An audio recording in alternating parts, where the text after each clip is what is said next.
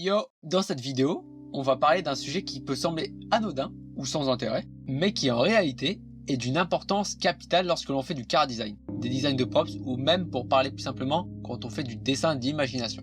Vous l'avez forcément vu dans le titre, vous êtes ici pour qu'on parle des silhouettes. Donc n'attendons pas plus longtemps et on y va.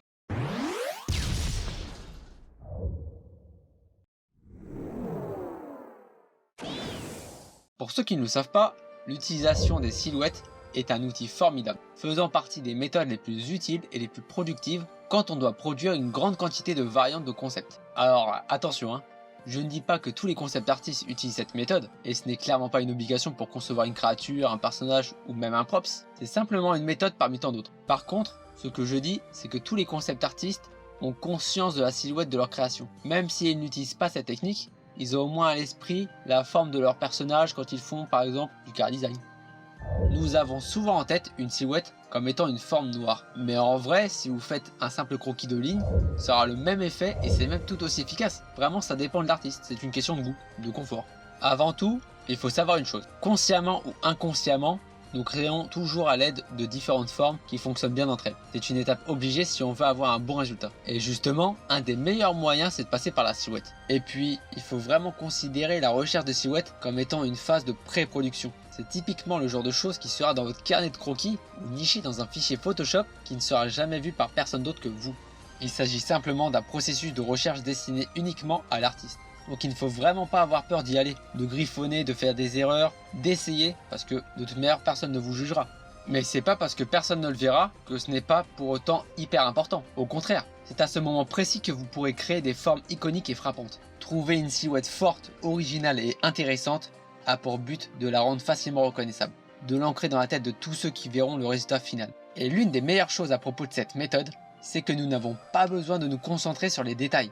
Jamais vous ne ferez un orteil ou les mains, des petits détails qui prennent du temps. Ça c'est pour bien plus tard. C'est bien après que nous pourrons trouver les éléments manquants et ajouter des détails. Mais avant, nous devons choisir une silhouette impactante.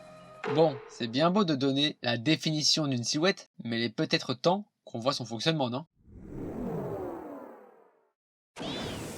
Avant tout, il faut savoir de quoi va traiter notre sujet. Ça peut sembler bête, mais c'est déjà une étape importante de se demander si c'est un personnage, un objet, un bâtiment. Et si c'est un personnage, se demander si c'est un homme, une femme, un guerrier, un homme frêle. Si c'est un objet, savoir ce que c'est, une sacoche, un gant, une épée.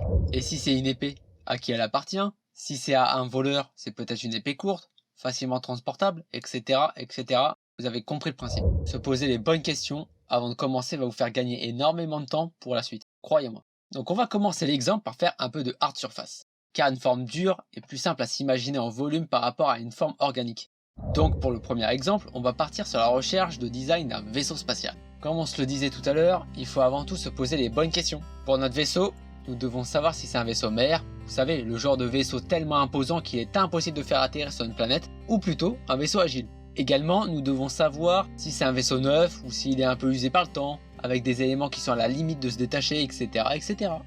Il est important de reconnaître que notre conception doit avoir un impact saisissant sur le spectateur, et cela sous plusieurs angles. Après je suis d'accord, une silhouette, lorsqu'elle est dans une vue de face ou de côté, comme ce qu'on va faire, elle a de plus grandes chances de sembler emblématique, forte, saisissante, mais en réalité, lorsque vous avez validé votre silhouette, il faudra faire des concepts sous plusieurs angles. Car imaginons que vous faites ce concept destiné à un jeu vidéo. Forcément, le joueur verra la création sous des angles différents.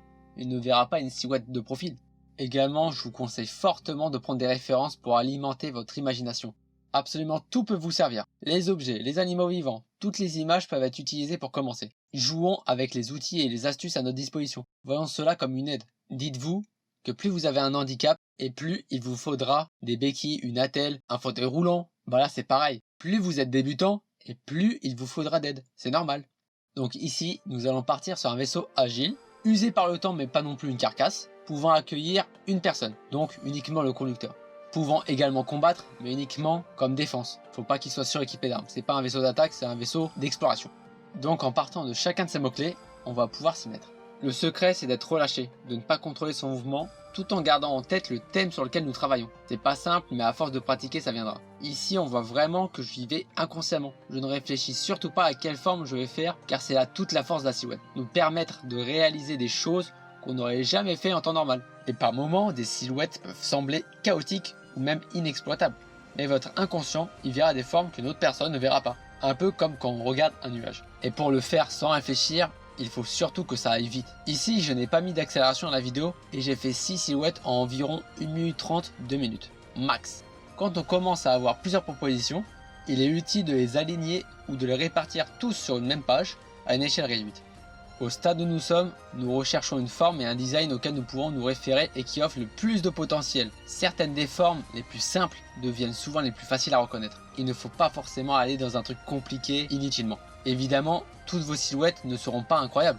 Dans les 6 que j'ai réalisés, j'en vois les 2 qui sortent vraiment du lot. Et encore.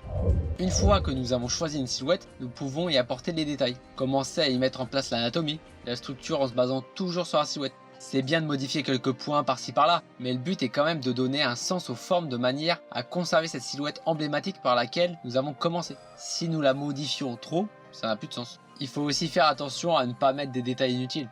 Il faut rester global, avoir une vue d'ensemble sur l'élément. Ça ne sert à rien de faire des beaux traits. Pour ce stade, nous recherchons un design. Il faut avancer, aller vite, donc aller à l'essentiel. Regardez, je fais des traits lancés. Ils sont pas hyper précis, mais c'est pas grave. C'est comme un croquis. Le principal, c'est de trouver un design à partir de cette silhouette. Aussi, vous voyez que par moments, je gomme et retravaille différemment. Vous pouvez, mais moi, c'était juste pour les besoins de la vidéo. Je vous conseille plutôt de garder la version que vous vouliez gommer et de faire une variante sur la même silhouette. De mettre l'ancienne version à côté et d'en faire une nouvelle. Car ce que vous voulez jeter pourrait très bien vous donner d'autres idées plus tard. Moi, habituellement, je conserve absolument tout. Si j'avais fait d'autres variantes, on aurait très bien pu avoir un autre vaisseau avec le cockpit à l'avant, avoir un réacteur à l'arrière différent qui laisse des câbles apparaître, etc. etc. J'espère que vous trouverez ces informations utiles et que vous pourrez essayer cette méthode. Cela peut vous aider à trouver de nouvelles façons de penser pour générer des idées. Encore une fois, c'est pas une méthode obligatoire. Souvenez-vous-en. Il m'arrive de l'utiliser, mais par moments je l'utilise absolument pas. Il m'arrive par exemple de faire des recherches de design uniquement au trait, et à l'inverse, si je veux vraiment des variantes rapidement, je passe par le système de silhouette. C'est vraiment selon le moment. Après, je suis conscient que cette méthode n'est pas facile à prendre en main.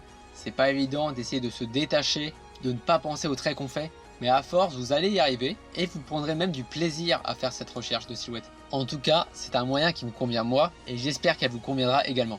Sinon, c'est pas grave, il y a d'autres moyens et j'en ferai même des vidéos. Voilà, c'est tout pour cette vidéo. J'espère qu'elle vous aura plu. N'hésitez pas à me donner vos avis dans les commentaires, de me rejoindre sur Instagram et à la prochaine.